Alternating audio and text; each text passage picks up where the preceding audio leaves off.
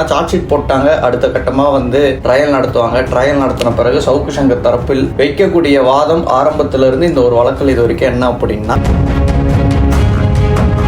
ஒரு கைதி ஒருவரால் உள்ள வந்து எப்படி வீடியோ கால் பேச முடியும், அதுவும் வீடியோ கால் மூலியமா பேசி வெளியில மெத்தபெட்டமைன் ட்ரக் வந்து எப்படி அவரால் கடத்த முடியும். சிறையில் இருக்கக்கூடிய 11 கைதிகள் மீது வழக்கு பதிவு பண்றாங்க.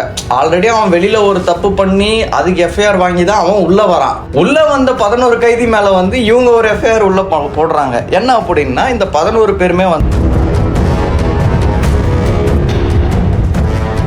அனைவருக்கும் வணக்கம். மே 4ஆம் தேதி கோயம்புத்தூர் காவல்துறையினர் தேனியில் பக்கத்தில் இருக்கக்கூடிய பழனிச்சட்டி அப்படின்ற ஏரியால தான் வந்து சவுக்கு சங்கர் அவர்களை கைது பண்ணாங்க. கைது பண்ண பிறகு இவரை வந்து கோயம்புத்தூருக்கு கூட்டு போனாங்க. பிறகு பாத்தீங்கன்னா தேனியில வந்து இவரை கைது பண்ணும் போது இவர் கஞ்சா வச்சிட்டு இருந்தாரு அப்படின்னு சொல்லிட்டு சுமார் 409 கிராம் அளவுக்கு வந்து இவர் வந்து கஞ்சா வந்து வச்சிட்டு இருக்கிறாரு அப்படின்னு சொல்லிட்டு அதுக்கும் ஒரு வழக்கு பதிவு ஒண்ணு பண்ணாங்க. தற்போது இருக்கக்கூடிய சூழல் இந்த ஒரு வழக்குல என்ன அப்படின்னா, சவுக்கு சங்கர் மீது NDPS அதிகாரிகள் வந்து போட்டாங்க பாத்தீங்களா, கிட்டத்தட்ட ஒரு 409 கிராம் அளவுக்கு இவர் வந்து கஞ்சா வச்சிட்டு இருந்தாருன்னு. அந்த ஒரு வழக்குக்கு இப்போ அவர் மீது வந்து சார்ஜ் ஷீட் வந்து போட்டுட்டாங்க. குற்றப்பத்திரிகை தாக்கல் சுமார் 280 பேஜ் கொண்ட இந்த ஒரு சார்ஜ் ஷீட் வந்து இப்போ அவங்க கோர்ட்லயும் வந்து ஃபைல் பண்ணி இருக்கிறாங்க. உண்மையாகவே சவுக்கு சங்கர் அவர்கள் கஞ்சா வைத்திருந்தது ப்ரூவ் ஆச்சு அப்படின்னா, இந்த ஒரு வழக்குல மட்டும் சவுக்கு சங்கர் அவர்களுக்கு ஸ்மால் குவான்டிட்டியில தான் வருது இவர் வச்சிட்டு இருந்த கஞ்சா அப்படின்றது. சுமார் ஒரு வருஷம் வரைக்கும் வந்து இவருக்கு சிறை தண்டனை இந்த ஒரு வழக்குல வந்து கிடைக்கும் அப்படின்னு சொல்லிட்டு சட்ட வல்லுநர்கள் சொல்றாங்க. இது மட்டும் இல்லாம இந்த ஒரு வழக்குக்கு ஸ்பெசிபிக்கா ஒரு 10,000 ரூபாய் வரைக்கும் அவர் வந்து ஃபைன் கட்டுற மாதிரியும் இருக்கும் அப்படின்ற மாதிரியும் தகவல் வருது. பொறுத்திருந்து பார்ப்போம் சவுக்கு சங்கர் அவர்களுக்கு NDPS ஸ்பெஷல் கோர்ட்ல வந்து இதுக்கு என்ன ஒரு தீர்ப்பு இவருக்கு வரும் அப்படின்றது. ஏன்னா சார்ஜ் ஷீட் போட்டாங்க, அடுத்த கட்டமா வந்து ட்ரையல் நடத்துவாங்க. ட்ரையல் நடத்தின பிறகு சவுக்கு சங்கர் தரப்பில் வைக்கக்கூடிய வாதம் ஆரம்பத்திலிருந்து இந்த ஒரு வழக்கில் இது வரைக்கும் என்ன அப்படின்னா, கஞ்சா வச்சிட்டு இருந்ததா சவுக்கு சங்கர் மீது போடப்பட்டிருக்கக்கூடிய வழக்கு முழுக்க பொய்யானது அப்படின்றதுதான் ஆரம்பத்துல இருந்தே வந்து அவங்க ஒரு வாதத்தை வச்சிட்டு இருக்காங்க. ஆனா வந்து இவங்க பெயில் கேட்டு அப்ரோச் பண்ணி இருக்கிறாங்க. நீதிமன்றத்துல இந்த ஒரு வழக்குக்கு உங்களுக்கு பிணையும் கொடுக்கல. அதுக்கு என்ன காரணம் சொன்னாங்கன்னா, நாங்க சார்ஜ் ஷீட் போட போறோம் அப்படின்னு சொல்லிட்டு காவல்துறை தரப்புல இருந்து சொல்லி இருந்தாங்க. இன்னைக்கு இந்த டேட்டுக்கு வந்து சார்ஜ் ஷீட்டும் போட்டுட்டாங்க. 280 பேஜ் கொண்ட ஒரு குற்றப்பத்திரிகை தாக்கல். பொறுத்திருந்து பார்ப்போம் இந்த ஒரு வழக்குல வந்து சவுக்கு சங்கர் அவர்கள் குற்றவாளியா வந்து அறிவிக்கப்படுவாரா அல்லது நிரபராதி அப்படின்னு சொல்லிட்டு கோர்ட் வந்து அவரை விடுதலை பண்ணுமா அப்படின்றது. இரண்டாவது விஷயம் என்ன அப்படின்னா, சவுக்கு சங்கருக்கு ஆதரவாக அப்படின்றத விட சவுக்கு சங்கருக்கு ஒரு பிளஸ்ஸா இருக்கும் இந்த ஒரு விஷயம் ஒண்ணு இப்போ நம்ம சொல்ல போறது. என்ன அப்படின்னா, சவுக்கு சங்கர் அவர்களும் உங்க எல்லாருக்குமே தெரிஞ்சிருக்கும், சென்னை நீதிமன்றம், மதுரை நீதிமன்றம், திருச்சி, தேனி அப்படின்னு சொல்லிட்டு தமிழகத்தில் இருக்கக்கூடிய பல பகுதிகளில் வந்து இவரை ஒவ்வொரு வழக்குக்கா வந்து கூட்டிட்டு போயிட்டு இருக்காங்க. அப்படி போற இடம் ஃபுல்லாவே வந்து பாத்தீங்க அப்படின்னா, பெண்கள் வந்து கையில தொடப்பத்தை வச்சுட்டு ஆர்ப்பாட்டம் பண்ற மாதிரி, அந்த போலீஸ் வேன் மேல வந்து தூக்கி அடிக்கிற மாதிரி சவுக்கு சங்கர் வந்து உள்ள இருக்கிற டைம்ல இப்படின்ற மாதிரி பல விஷயங்களை வந்து பெண்கள் பண்ணாங்க. இந்த பெண்கள் எல்லாருமே வந்து ஒரு அமைப்பை சேர்ந்தவர்கள், ஒரு அமைப்பை சார்ந்தவர்கள் அப்படின்னு சொல்லிட்டு அப்போ இருக்கக்கூடிய மீடியா எல்லாருமே வந்து இதெல்லாம் வந்து பிளாஷும் பண்ணாங்க. உண்மையாகவே இந்த பெண்கள் எல்லாமே வந்து யாரு, எதுக்காக அவங்க எல்லாரும் அந்த ஒரு இடத்துல எப்போ ஒன்னா கூடுறாங்க, எதுக்காக தொடப்பத்தை எடுத்து அடிக்கிறாங்க அப்படின்றத வந்து நீதிமன்றத்துல வந்து நீங்க சொல்லணும் அப்படின்னு சொல்லிட்டு தமிழ்நாடு காவல்துறையினருக்கு சென்னை உயர் நீதிமன்றம் ஒரு உத்தரவு ஒன்று போட்டிருக்காங்க. இந்த ஒரு வழக்கு சென்னை உயர் நீதிமன்றம் தானாக முன்வந்து எடுத்ததா அப்படின்னு கேட்டீங்கன்னா கிடையாது. ML ரவி அப்படின்னு சொல்லிட்டு ஒரு வழக்கறிஞர். இவர் வழக்கறிஞர் மட்டும் இல்லாமல் இவர் வந்து ஒரு கட்சியின் தலைவர். அவர் வச்சிருக்க கட்சி பேர் வந்து தேசிய மக்கள் சக்தி கட்சி. இந்த கட்சியுடைய தலைவர் தான் இந்த ஒரு ML ரவி. இவர் தான் வந்து இந்த ஒரு பெட்டிஷனை ஃபைல் பண்ணி இருக்கிறாரு. சவுக்கு சங்கர் அவர்களை நீதிமன்றத்தை கூட்டு வரும்போதெல்லாம் பெண்கள் வந்து தொடப்பத்தை எடுத்து அடிக்கிறாங்க.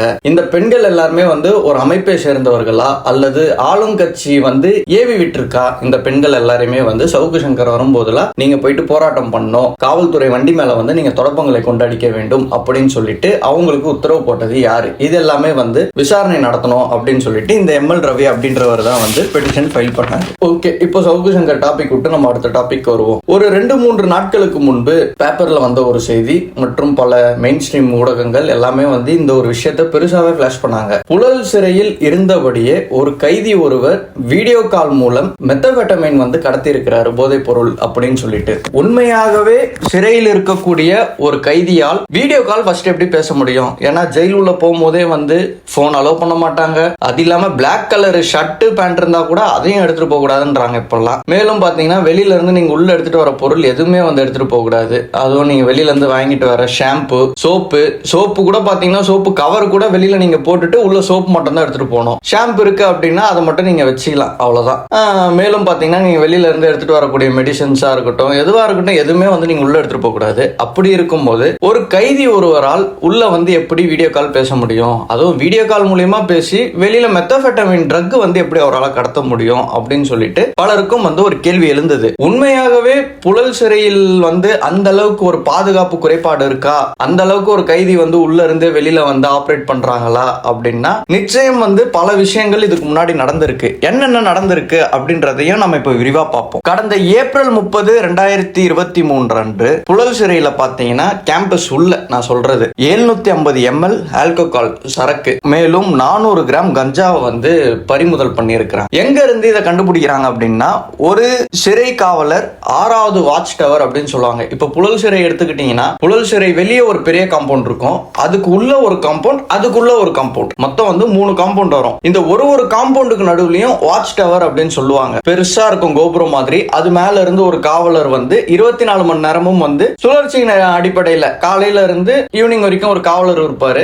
சாயங்காலத்துல இருந்து அடுத்த நாள் காலையில வரைக்கும் இன்னொரு காவலர் வந்து கண்காணிப்பாரு. இது பேர் தான் வந்து வாட்ச் டவர்னு சொல்லுவாங்க. இந்த மாதிரி அந்த காம்பவுண்டை சுத்தி வாட்ச் டவர் இருக்கும். இதுல 6வது வாட்ச் டவர்ல இருக்கக்கூடிய ஒரு காவலர் அவர் எதர்ச்சியா வந்து பார்க்கும்போது ஒரு இடத்துல ஒரு கவரை ஒண்ணு நோட் பண்றாரு. என்ன இந்த இடத்துல ஏதோ ஒரு கவர் ஒண்ணு இருக்கு, அதுவும் நல்ல பெருசா இருக்கே அப்படின்னு சொல்லிட்டு இவர் கிட்ட போயிட்டு நோட் பண்ணும்போது தான் இவருக்கு தெரிய வருது அது ஒரு பார்சல். அந்த பார்சல்ல 750 ml சரக்கு, அதாவது ஒரு ஃபுல்லு, மேலும் வந்து 400 கிராம் கஞ்சா இருந்திருக்கு. இவர் உடனே என்ன பண்றாருன்னா புழல் சிறை காவல் அதிகாரிகள் கிட்ட இவர் இந்த ஒரு தகவலை கொடுக்கிறாரு. அவங்க என்ன பண்றாங்க, வெளியில இருக்கக்கூடிய புழல் போலீஸ் ஸ்டேஷன்ல ஃபார்மலா ஒரு கம்ப்ளைண்ட் ஒன்று கொடுத்து சிசிடிவி எல்லாமே வந்து ஆய்வு பண்றாங்க, இது எப்படி உள்ள வந்தது அப்படின்னு சொல்லிட்டு. இதோட இந்த ஒரு விஷயம் நின்னுதா அப்படின்னு கேட்டீங்கன்னா அதான் கிடையாது. போன வருஷம் செப்டம்பர் 5, 2023 அன்று இன்னொரு சம்பவம் நடந்திருக்கு. புழல் சிறையில் இருக்கக்கூடிய ஒரு காவல் அதிகாரியை வந்து சஸ்பெண்ட் பண்றாங்க, சிறை காவலரை.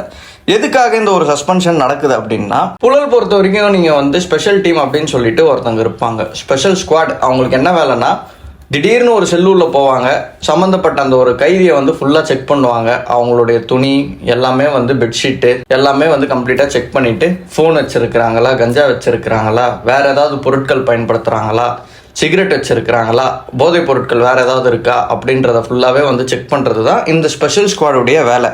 இந்த ஸ்பெஷல் ஸ்குவாடு போயிட்டு உள்ள ரைடு நடத்தினதுல கிட்டத்தட்ட 6 ட்ரக் டேப்லெட் வந்து கண்டுபிடிக்கிறாங்க. மேலும் வந்து 30 கிராம் அளவுக்கு கஞ்சா, இது எல்லாத்தையும் வந்து ஒரே செல்லூர்ல இருந்து எடுக்கிறாங்க.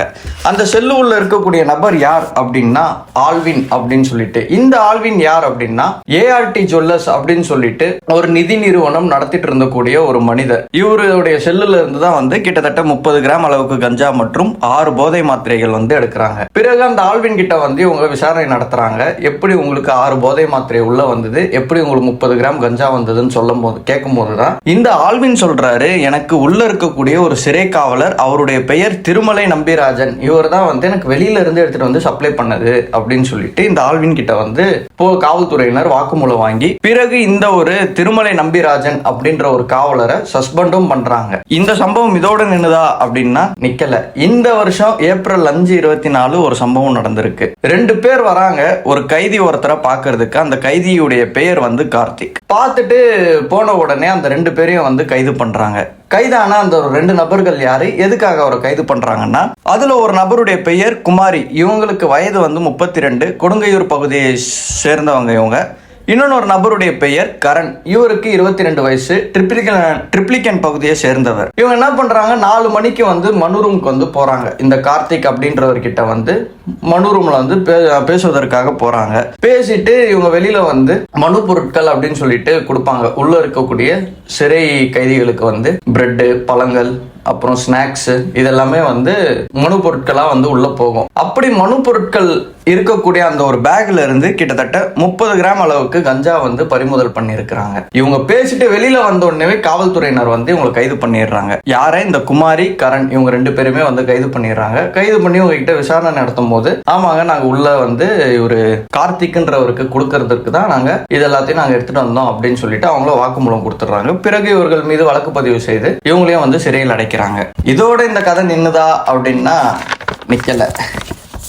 திரும்பவும் 2 ஜூன் 2024 அன்று ஜினாத் தயால்ராஜ் அப்படின்னு சொல்லிட்டு 2 பேர் என்ன பண்றாங்க, சக்திவேல் அப்படின்ற ஒரு நபரை வந்து மீட் பண்றதுக்கு வராங்க. மீட் பண்ண வந்தவங்களை வந்து காவல்துறையினர் கைது பண்றாங்க. என்ன விஷயம் அப்படின்னா 30 கிராம் அளவுக்கு கஞ்சா பிஸ்கெட் பேக்கெட்ல வச்சு உங்க மனு வழியா வந்து அனுப்பியிருக்கிறாங்க. மனு பொருட்கள் ரூம் வழியா வந்து உள்ள இருக்கக்கூடிய இந்த கைதிக்கு வந்து நீங்க கொடுக்கணும் அப்படின்னு சொல்லிட்டு டோக்கன் போட்டு இவங்க அனுப்பியிருக்கிறாங்க. இதே காவல்துறையினர் வந்து கண்டுபிடிச்சு இவங்க 2 பேரையும் வந்து கைது பண்ணிடுறாங்க. இதற்கு முன்பு பாத்தீங்கன்னா 11 ஜனவரி 2024 அன்று சிறையில் இருக்கக்கூடிய 11 கைதிகள் மீது வழக்கு பதிவு பண்றாங்க.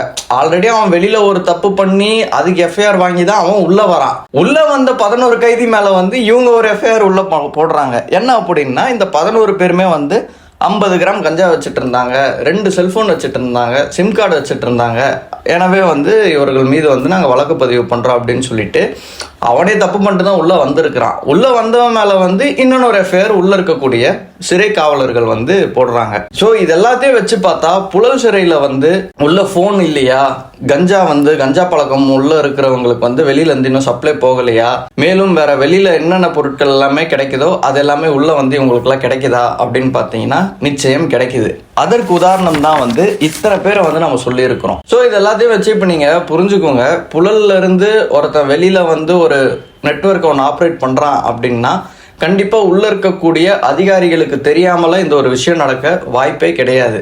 கண்டிப்பா ஏதோ ஒரு அதிகாரிக்கு இந்த ஒரு மெட்டஃபெட்டமைன் விவகாரத்துல வந்து நிச்சயம் சம்பந்தம் இருக்கும். காவல்துறை அதிகாரிகள் சரியான முறையில வந்து இந்த ஒரு வழக்கு விசாரிச்சாங்க அப்படின்னா உண்மையாகவே அந்த அதிகாரி யாரு, எந்த ஒரு சிறை காவலர் வந்து சம்பந்தப்பட்ட அந்த ஒரு கைதிக்கு உதவி பண்ணாரு வீடியோ கால் மூலியமா பேசுறதுக்கு. ஏன்னா ஒரு கைதியை உள்ள வரும்போது கம்ப்ளீட்டா ஸ்கிரீனிங் பண்ணி தான் உள்ள அனுப்புவாங்க. ஸ்கிரீனிங் அப்படின்றத விட இன்னும் எளிமையா சொல்லணும்னா அவனுடைய சட்டையில இருந்து பேண்ட்ல இருந்து எல்லாமே கலட்டிட்டு என்னென்ன பொருட்கள் அவன் உள்ள எடுத்துட்டு வரான், என்னென்னலாம் வந்து எடுத்துட்டு வரக்கூடாது அப்படின்றதெல்லாம் வெளியவே கம்ப்ளீட்டா ஸ்கிரீனிங் பண்ணி உள்ள அனுப்பக்கூடிய ஒரு கைதிக்கு செல்போன் எப்படி வந்தது, அவன் எப்படி வீடியோ கால் பேசுறான், சிம் கார்டு எப்படி வந்தது, இது எல்லாத்தையும் விடுங்க. செல்போன் அவன் வச்சுட்டு இருக்கிறான்னா கண்டிப்பா அதுக்கு சார்ஜர்னு ஒன்று வச்சிருக்கணும். கண்டிப்பா அந்த போனுக்கு சார்ஜ் இல்லைன்னா சார்ஜ் போட்டு தான் ஆகணும்.